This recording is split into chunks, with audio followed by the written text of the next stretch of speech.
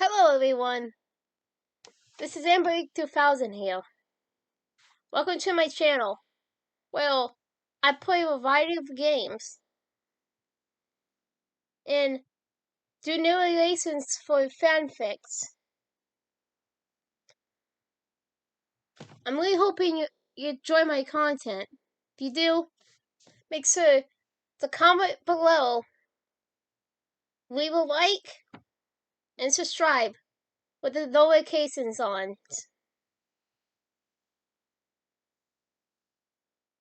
Right, so next time,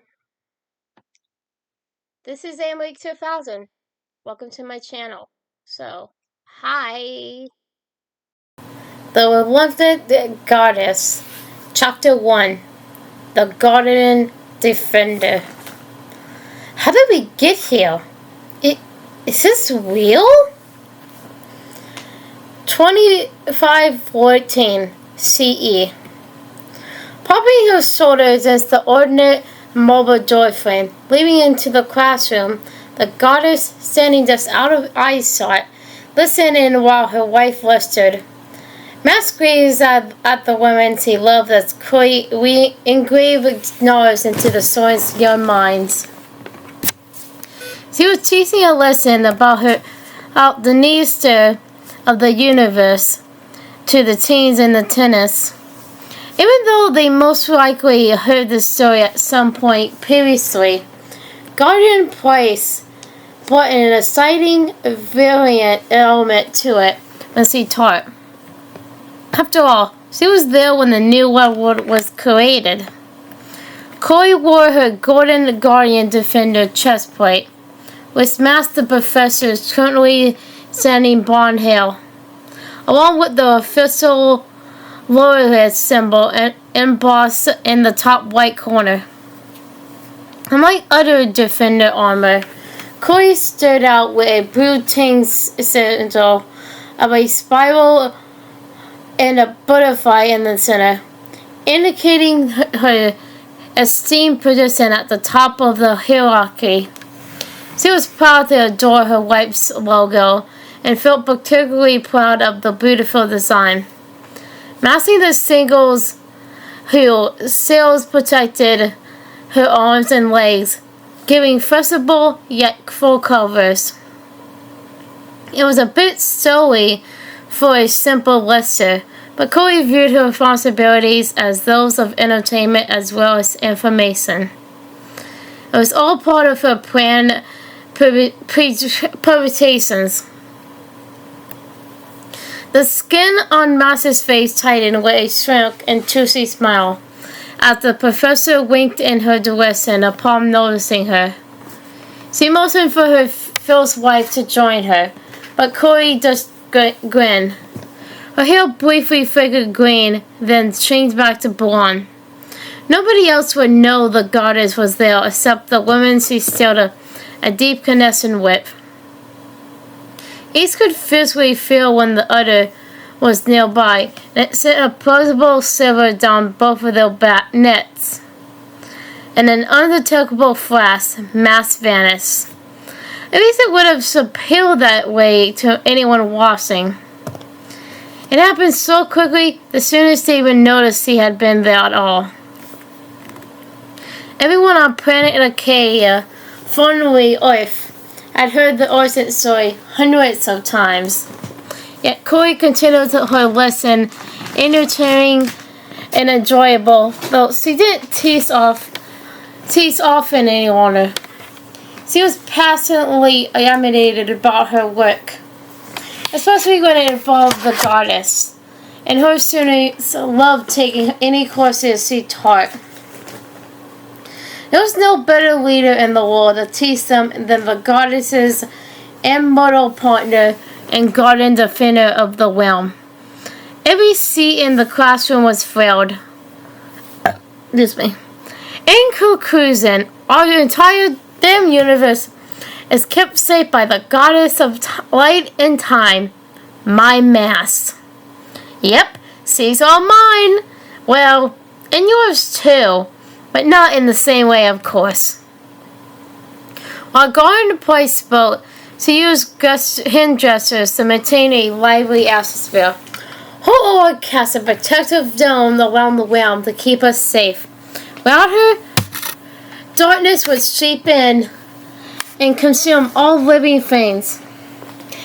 It is my duty and yours to tell the darkness to fuck off and commit to the Loratus.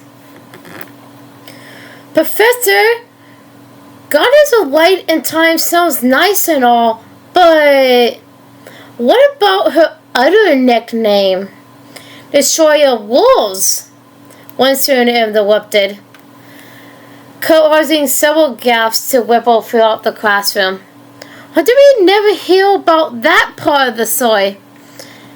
Just the master-sized one about love and heroisms. I think we deserve to know the full truth about who it is we worshipped.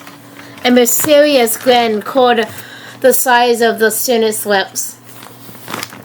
Kara Ninth. She didn't subscribe to the binary gender system, Skydie.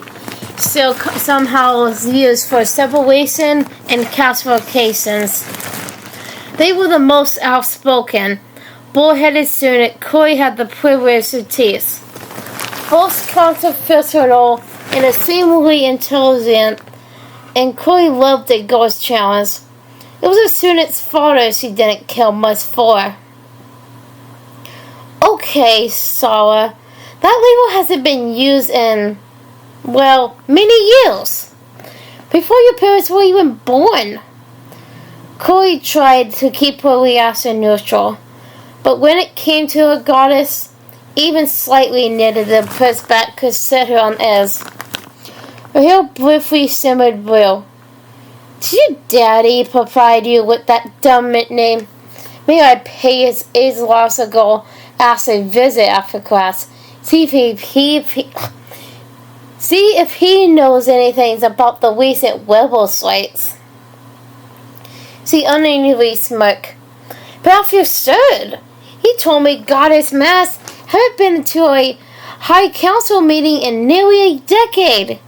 Maybe you could explain why. They stood from their seat and stepped to the front of the classroom, beside Corey, in order to take control of the conversation. We deserve to hear the other side of the story. What happened before order was established on Acadia?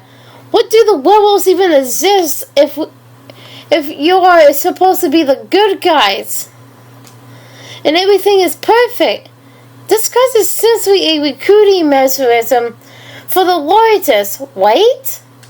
Get teenagers on board for a sort of nationalistic brainwashing session? Why is there dissent among our people, Guardian Defender? Collier turned towards the professor. We demand answers! You know what, Collier? You're right. Corey drove the student tumbling over them by nearly a foot. She leaned forward while Collier stumbled backwards. Eyebrows quickly lifted.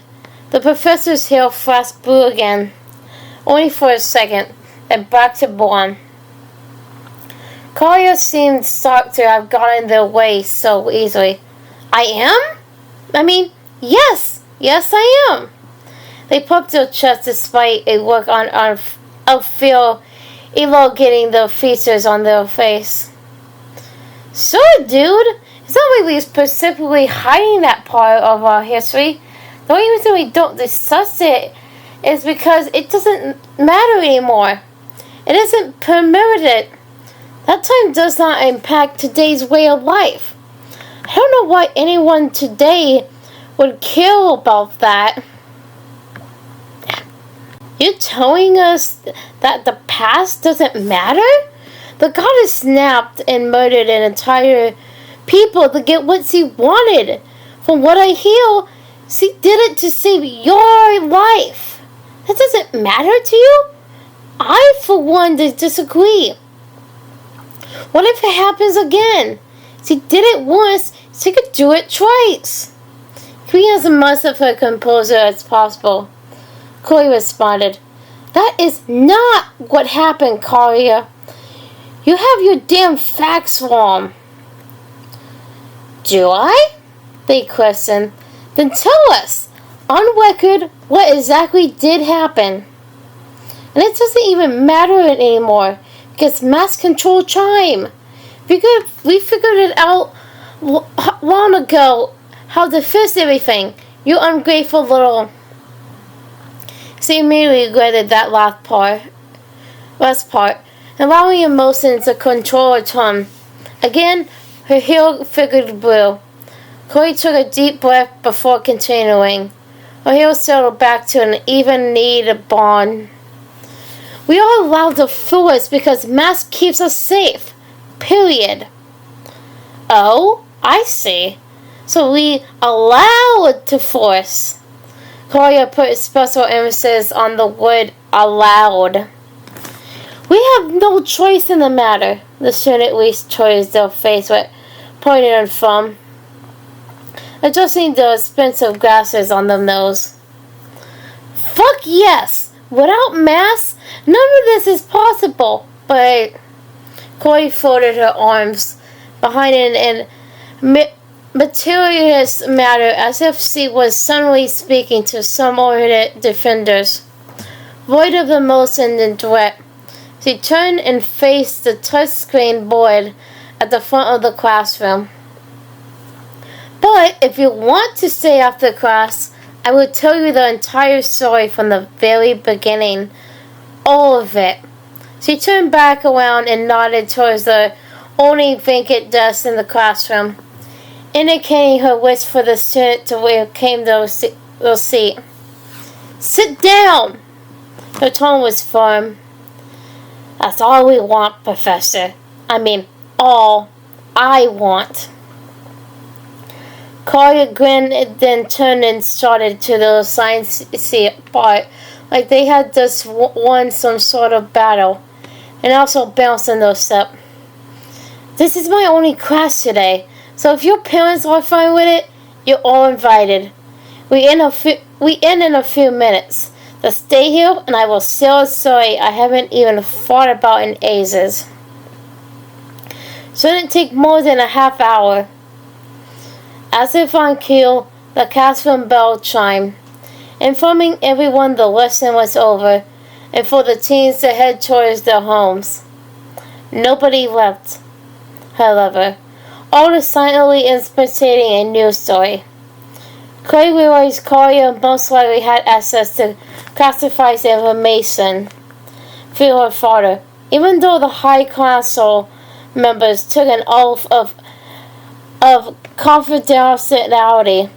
She knew for some reason the student was challenging more than a simple thing. They were putting forth some greatest accusations, even if mostly true. While Corey didn't necessarily approve of hiding information from the public, she knew World Peace was on the brink of collapse. I'm going to step out for a couple of minutes. When I return, you have your answers. Corey used her finger quotes and peered into Claudia's eyes during her last sentence. Claudia looked startled as they sunk down into their chair. She turned towards the door and exited out into the hallway.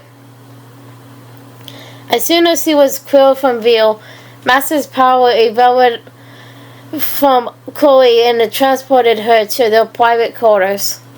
The room was their secret sanctuary, shrouded by Master's power from the west of the realm. The area was draped in fine fabrics, pink, blue, purples. Lit only by candlelight, the oversized room provided a calming ambiance where Max and Chloe could get away and spend time together. Just the two of them. Babe, I missed you, Max launderily whispered, standing directly behind her wipes.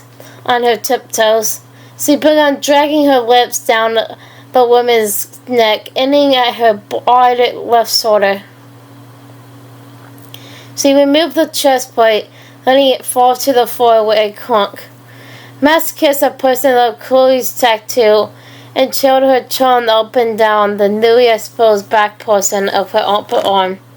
You've been away so much lately. I need you here with me. The pair basked in each other's energy. No possibility to wonder filled those strengths, filling the other with vulgar. A heartfelt tumor seamlessly radiated through each bodies. Smiles lit their faces as they experienced one another's tangible love. Chloe's tail flickered from blonde to fluorescent, then back and forth several times. It settled on green as her heart overflowed with Master's love. I'm sorry, Master. With rebel attacks, recruiting for the loyalists, teasing classes, my work never fucking ends, does it? The guardian defender lowered her eyebrows and raised her chin.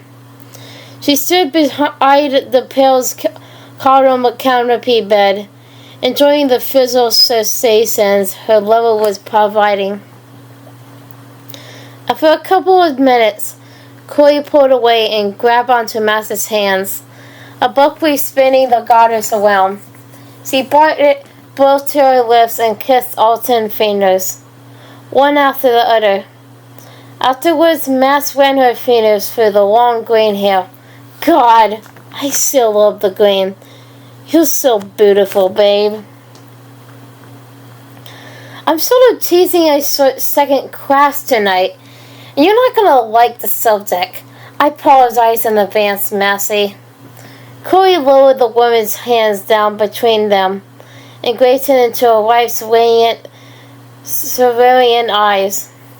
Mass shifted her head, brow forward, eyes squinting. I'm not going to like the subject? It doesn't sound very good. Her voice was suddenly smaller than before. Okay, listen. Councilman Knight's kid is in my class. Yeah? Scarra? I saw them. Are they being silly like their father? Well, they are borderline obsessed about our past. Try to pick a fight with me in class. Chloe bared her teeth, waiting for Max to become upset as well. You know, back in the early days when you... Yeah, I figured that's what you meant. Somehow, Councilman Knight must have let that info slip. Are you going to stay with those kids? We work so hard to maintain order. Wouldn't something like that cause more upset unrest? I am. Not full details, but the important parts. I think it's the right thing to do. Statistically, I believe word will get out and hopefully trickle down to the rebels. The rumors of what happened back then could go to be a lot worse than what actually happened if we don't get in front of this thing. If we can shed light on the truth, maybe we can stop incorrect assumptions. Does that make sense, love? Max turned around and walked to the opposite side of the room, grasping her arms together in front of her chest, shaking instantly. I just don't know if rumors could be much worse than what actually happened. It was very silly, Crow. I lost control and... Massey, I remember very well.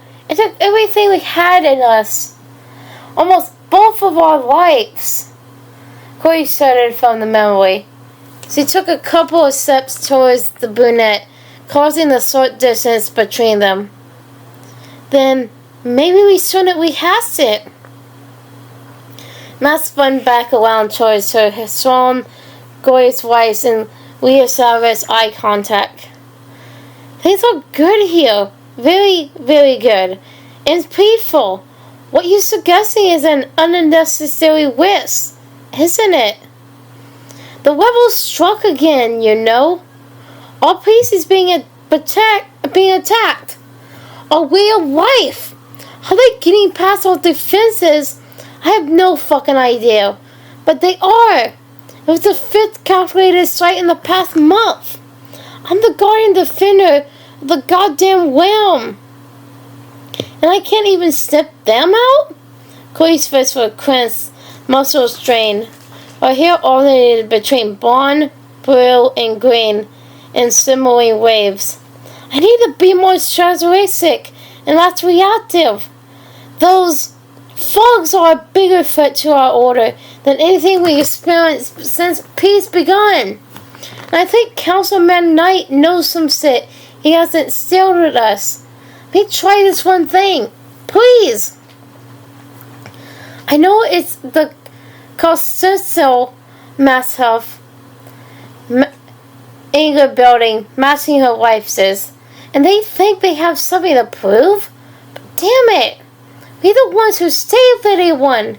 We used Alice Mill's own boiler seat to raise the load to the sky when the surface started boiling.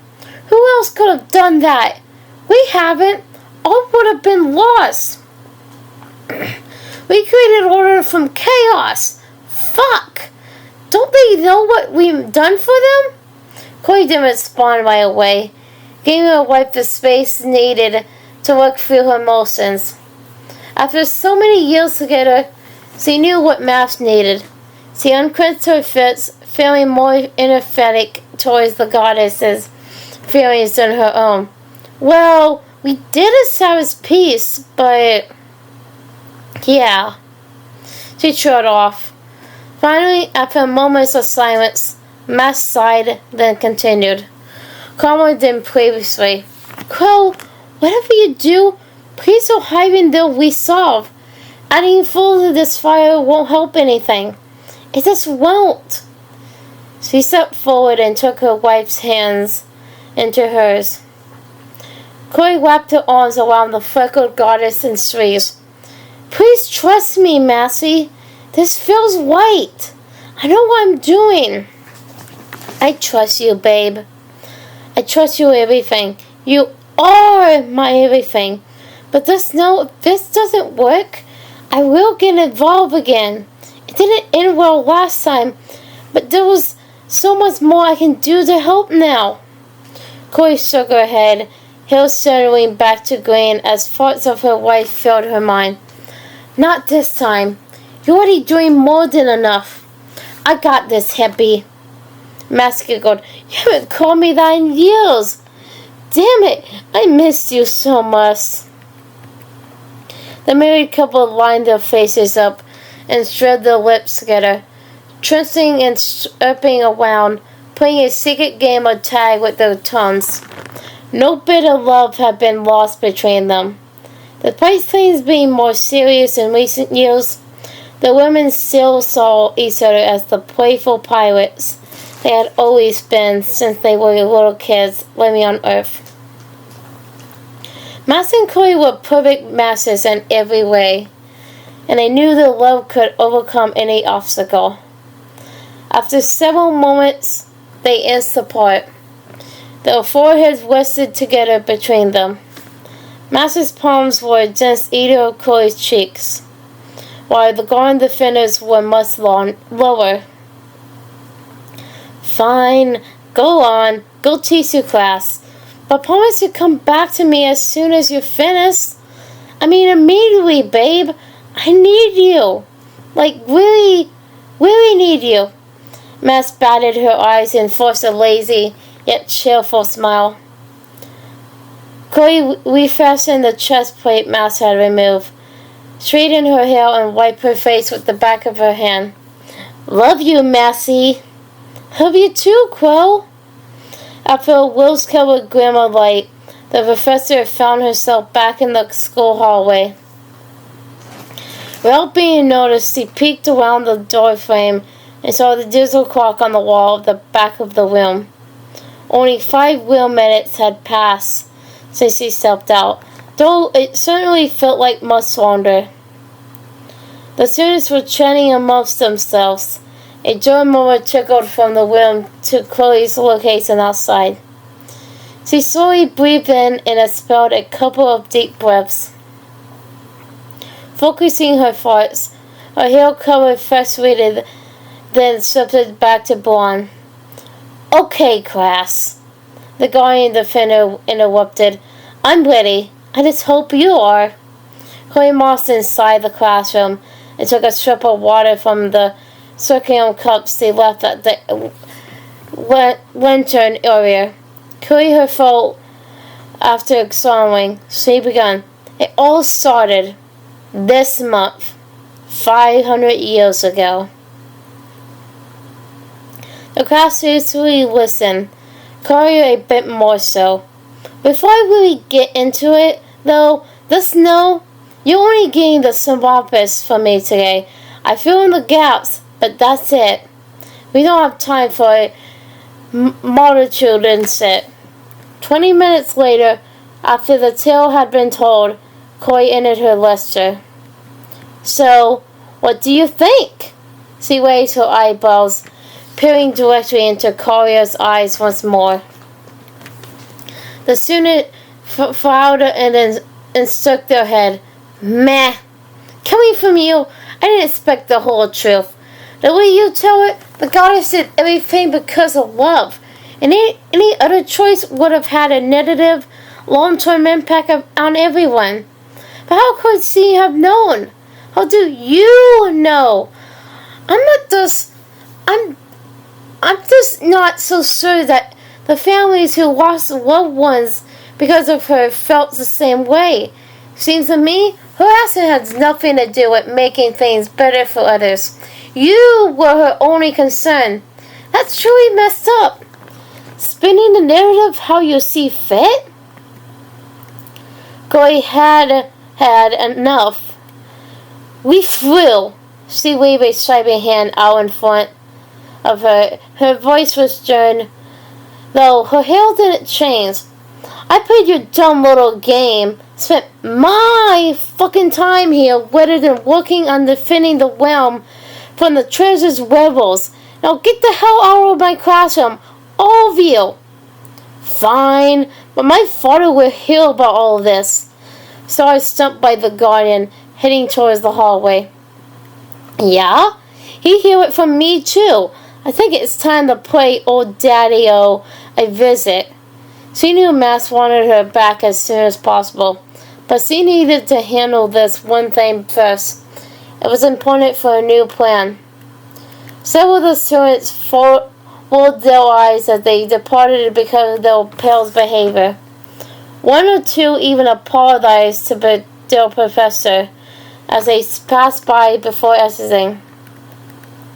After everyone had left, Chloe closed her eyes and took in a spacious breath as she smoothed down her blonde hair in the back with her palms. She didn't want to let words from a teenager bother her. But there was some truth to it all. Many years had gone by since the beginning, and she really thought about that time anymore. About Blackwell, the storm, and Acacia Bay. However, because of the evening's events, the respected leader of the Lorges couldn't clear it from her mind. She remembered 500 years prior, walking through the timeline in her head that led to their presence. 500 years ago, she was a teenager. 500 years ago, mass destroyed the world.